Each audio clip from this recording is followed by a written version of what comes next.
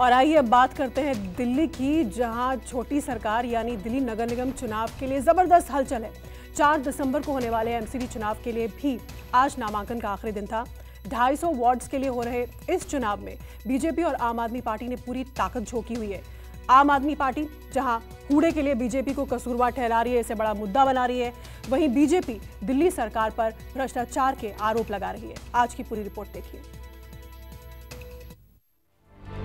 शक्ति प्रदर्शन भी हुआ, उम्मीदवार अंदर पर्चा भरते रहे, बाहर समर्थकों का हुजूम, नारे लगाता रहा।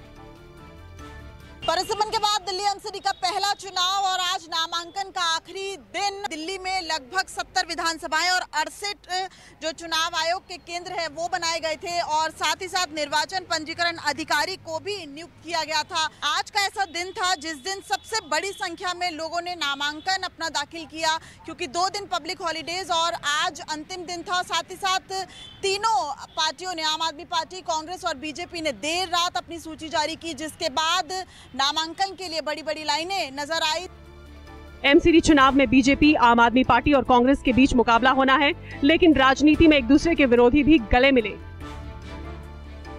कैमरे के सामने ही सही, भूल गए गिले और शिकवे। बीजेपी नेता आरपी सिंह और आम आदमी पार्टी विधायक शिवचरण गोयल ने गले मिलकर एक दूसरे को शुभकामनाएं दी।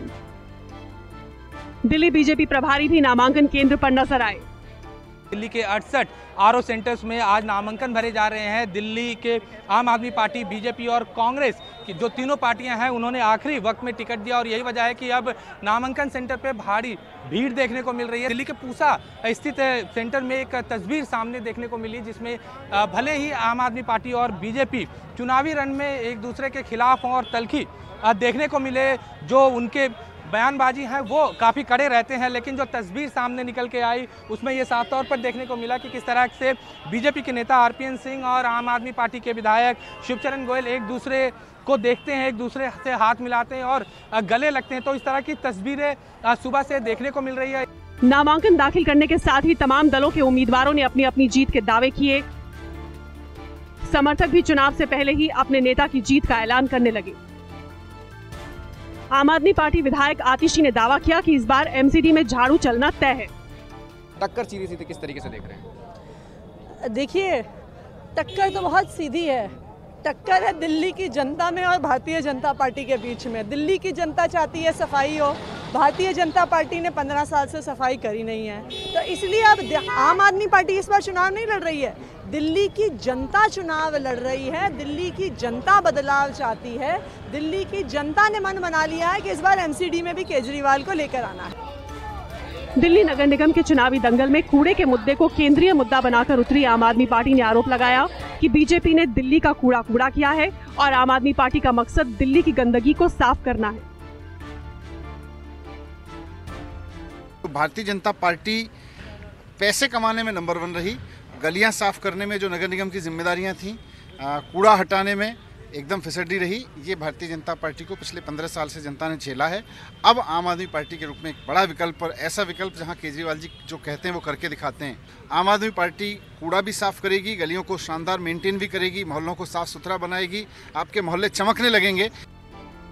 नामांकन का दौर खत्म होते ही आम आदमी पार्टी ने दावा किया कि दिल्ली बीजेपी में बगावत फूट पड़ी। बाहरी दिल्ली के मुंडका मंडल के अध्यक्ष समेत सभी पदाधिकारियों ने बीजेपी से इस्तीफा दे दिया है। बीजेपी अध्यक्ष जेपी नड्डा के नाम लिखी चिट्ठी में इन सभी ने आरोप लगाया कि टिकट बंटवारे में पैसे का लेन देन हुआ है, तो साथ ही परिवारवाद भी हावी रहा है। हालांकि आम आदमी पार्टी ने दावा किया कि दिल्ली के सभी जिला अध्यक्षों ने इस्तीफा दे दिया है, लेकिन बीजेपी नेता आशीष सूद ने दावा किया कि बीजेपी के किसी भी जिला अध्यक्ष ने इस्तीफा नहीं दिया है।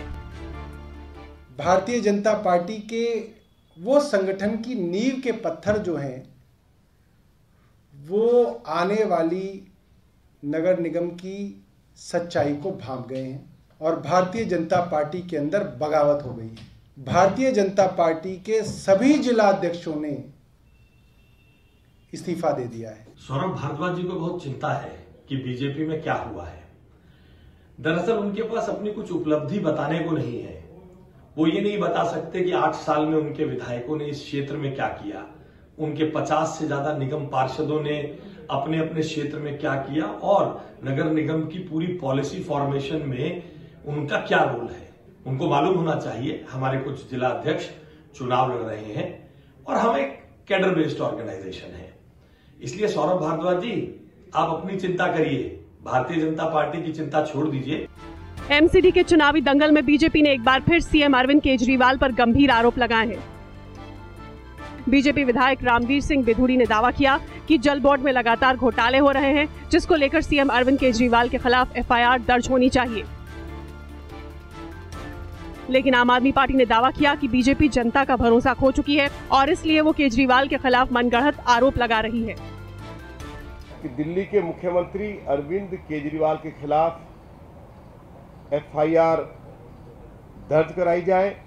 जल बोर्ड में जो घोटाले हो रहे हैं 2015 से लेकर 2016 तक, 2015 से लेकर 2016 तक जल बोर्ड ने बैलेंस शीट बनाई नहीं है और सीएजी ने जल बोर्ड के खातों की डिटेल के लिए सरकार को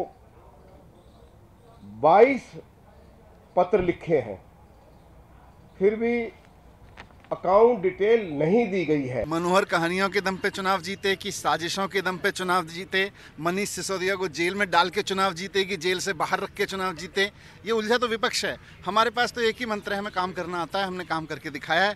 गुजरात की जनता भी दिख रही है, दिल्ली की जनता भी दिख रही है। 250 वार्ड्स वाले दिल्ली नगर निगम चुनाव के लिए 4 दिसंबर को मतदान होगा, जबकि 7 दिसंबर को नतीजे घोषित होंगे। दिव्या अग्रवाल और राहुल प्रकाश के साथ अमित पांडे, दिल्ली न्यूज़ 24। नमस्कार, मैं हूं मानक गुप्ता। अगर आपको हमारा ये वीडियो पसंद आया हो तो इसे लाइक और शेयर जरूर करें और हाँ, हमें सब्सक्राइब और फॉलो करना ना भूलें ताकि आप देश और दुनिया की कोई खबर मिस ना करें। तो जुड़े रहिए हमारे साथ और देखते रहिए न्यूज़ 24।